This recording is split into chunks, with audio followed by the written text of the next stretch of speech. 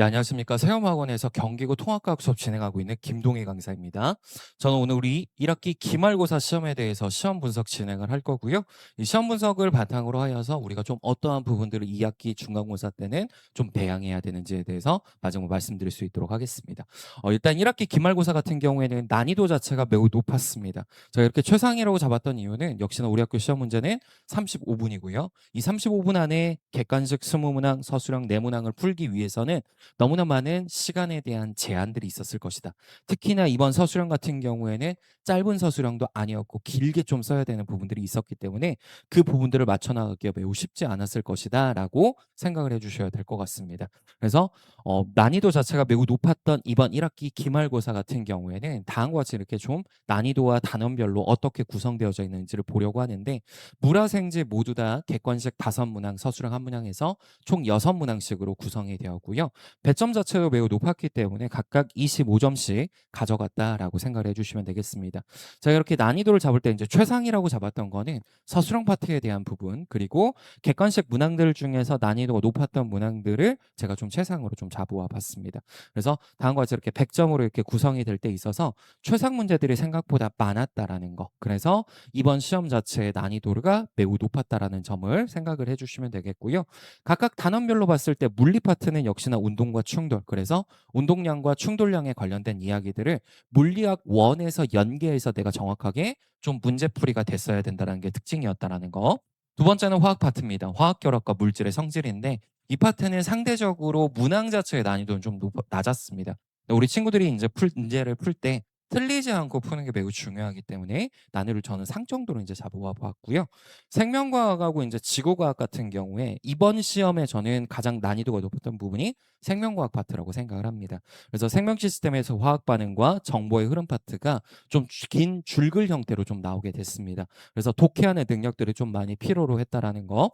지구과학 파트는 지구 시스템의 구성 그리고 직권의 변화 영역이었기 때문에 고3에 나오는 그 부분들이 우리가 자료 해석 능력으로서 나올 수밖에 없었습니다. 그래서 그 부분에 대해서 내가 자료에서 피지컬이 좀 있냐 없냐를 많이 가르는 부분들이 좀 들어갔다라는 게 특징이었습니다. 그래서 각각 단원별로 놓고 봤을 때는 역시나 이제 화학 파트가 6문항, 그리고 물리파 한 파트가 이제 6문항이 그대로 나왔다라는 거, 그리고 화학 반응과 정보의 흐름 파트가 각각 3개, 3개씩 나누어서 다음과 같이 이렇게 구성이 되었다라는 게 특징이었습니다. 그래서 전 단원에 대해서 명확하게 공부를 했어야 된다라는 게 특징이었고요. 그래서 문항별로 이제 조금 저희가 영역별로 나누어서 보려고 합니다. 첫 번째는 이제 물리 파트인데 물리 파트를 보시게 되면 이제 첫 번째 문항이 이제 서술형 문항입니다. 제가 서술형 문항에서 이렇게 빨간색으로 좀 표시를 해놨는데 이 과정에서 이제 나오는 게 뭐냐면 모식도를 주고 모식도 안에 뭐라고 적혀져 있냐면 라지 m, 스몰 m, p, 3p 이런 식으로 각각 숫자 관계로만 나온 게 아니라 다음과 같이 이렇게 문자로도 나왔다라는 겁니다. 그러면 그 문자를 보고 내가 뭘 만들어야 되냐? 식을 명확하게 세울 줄 알았어야 된다라는 겁니다. 그래서 표현하는 과정을 나타내라, 표현 과정을 서술해라, 그리고 각각 받을 때 방향에 대해서 우리가 표시를 해라 이런 식으로 나온다라는 거죠. 그래서 서술형 적기가 우리 친구들 입장에서 매우 힘들지 않았을까라는 시험지였다라는 거. 두 번째 이제 문항 같은 경우 이제 객관식에서 가장 난이도가 높았던 문항인데 15번 문항 같은 경우에 다음 것이 이렇게 물체 자체가 있고요. 이 물체가 두 번에 걸쳐서 부딪히는 상황에 대한 이야기가 나옵니다. 잘 나오지 않는 파트를 다음과 같이 이렇게 난이도를 훨씬 더 높여서 모식도로 나타냈다라는 게 특징이다라고 생각을 해주시면 되겠고 세 번째 문항 같은 경우에 이제 전형적인 문제로 나왔지만 역시나 배점 자체가 생각보다 높았다라는 거. 그렇기 때문에 각각 한 문제 한 문제의 중요성이 매우 크다라는 것입니다. 그러니까 우리 친구들 입장에서는 그 문항들을 우리가 놓치는 것도 당연히 안 되겠지만 문제를 풀 때 명확하게 풀어서 그걸 맞추고 넘어가야지 점수 자체가 나왔을 정도로 물리 파트 자체는 1학기 중간고사나 역시 1학기 기말고사 모두 다 난이도가 높았다라고 생각을 해주시면 되겠습니다. 두 번째로 이제 화학 파트입니다. 화학 파트에서 이제 중요했던 게 미지의 원소를 좀 추적하는 내용들이 많았습니다. 그러니까 자료를 주고 그 자료를 바탕으로 다시 원래 원소가 누구인가를 내가 찾는 과정이 나왔다라는 거죠. 그래서 첫 번째 문항은 역시나 주기율표와 관련지어서 나왔고 두 번째는 인제 이온의 전자 배치를 보고 내가 기존에 어떤 원소인지 그래서 그 원소의 특징들을 우리가 찾아 나가는 게 중요했다라는 거. 세 번째는 전기 전도성과 관련된 내용들이 나왔죠. 그래서 이 전기 전도성을 바탕으로 하여서 이온 결합인지 고온 결합인지 내가 찾는 것들이 중요했다라는 이야기였습니다. 그래서 화학 파트는 문항 자체의 난이도는 낮았지만 우리 친구들이 느끼는 체감 난이도는 높지 않았을까라고 생각이 든다라는 거고요. 생명과학 파트 같은 경우에는 역시나 보시는 바와 같이 긴 줄글 형태로 나와져 있습니다. 이렇게 긴 줄글 형태로 나와져 있기 때문에 우리 친구들 입장에서는 뭘 느낄 수밖에 없냐면 '독해적인 부분을 가져가야겠구나.'라고 생각을 할 수밖에 없고요. 독해 능력이 많이 없다라고 한다면 중간에 가서 다시 글을 읽는 사태들이 발생할 수밖에 없겠죠. 그렇기 때문에 쉽지 않았을 것이다라고 생각이 들고요.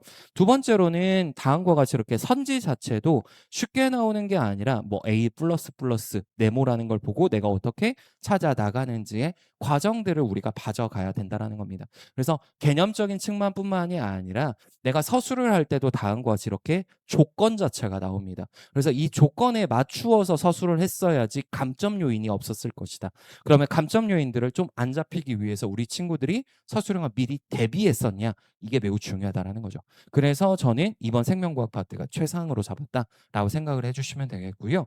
지구과학 파트 보도록 하겠습니다. 지구과학 파트는 역시나 고3에 자주 나오는 이제 해령 근처에서 나오는 발산형 관계의 특징들, 그리고 두 번째로는 해소의 위도별로 층상 구조입니다. 그래서 층상 구조에서 각각 위도에 따라서 X축과 Y축의 관계를 가지고 따져야 된다라는 거죠.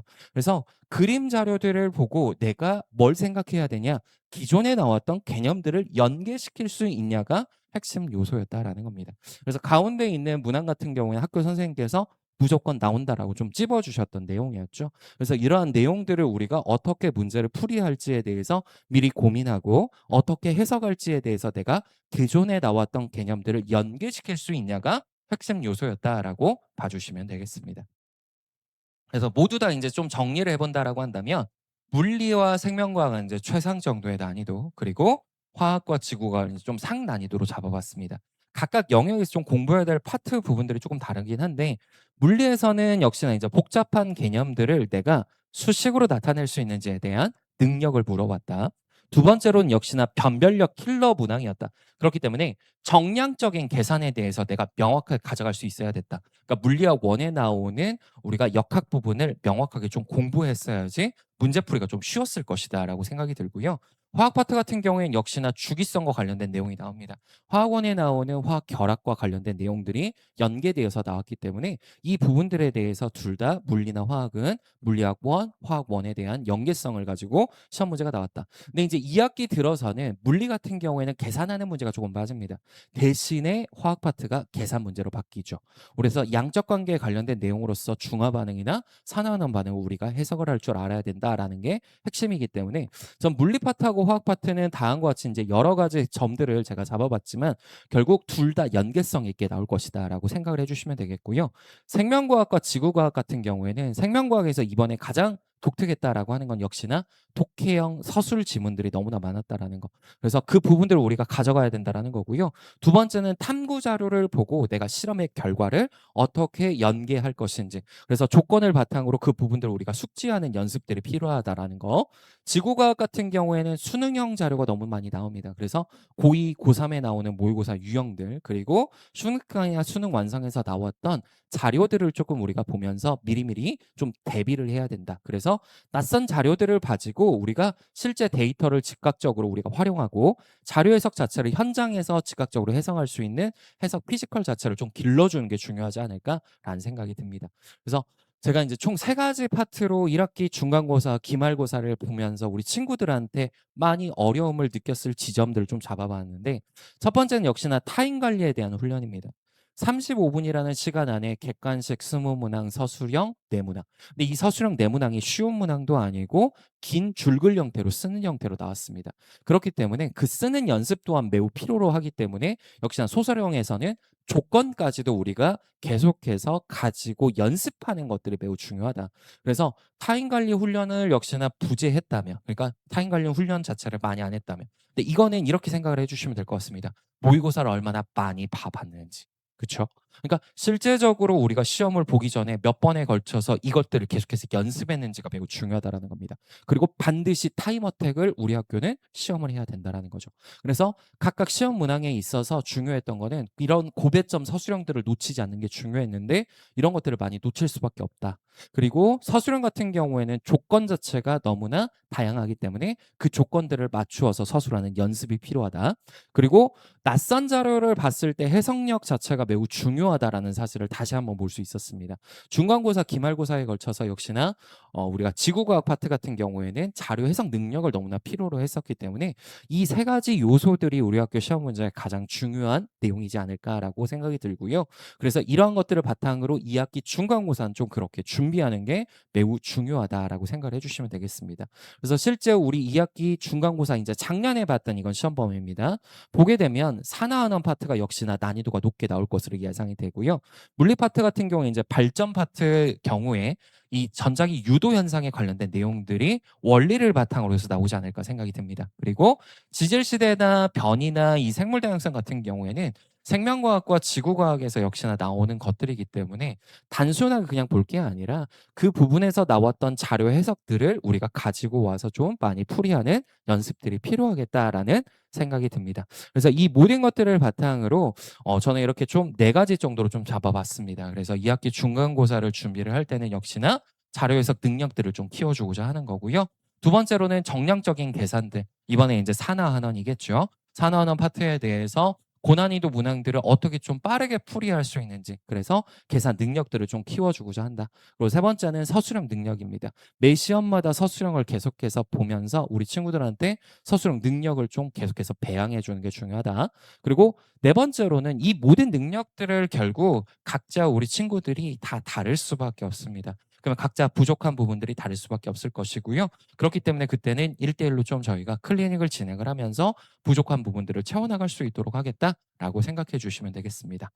네, 이상으로 해서 1학기 기말고사에 대한 이제 시험 분석과 2학기 중간고사에 대한 대비 자세를 말씀드렸습니다. 그래서 우리 친구들 너무나 시험 보느라 너무나 수고했고요.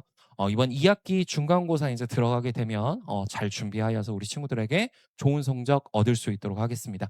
감사합니다. 김동혜 강사였습니다.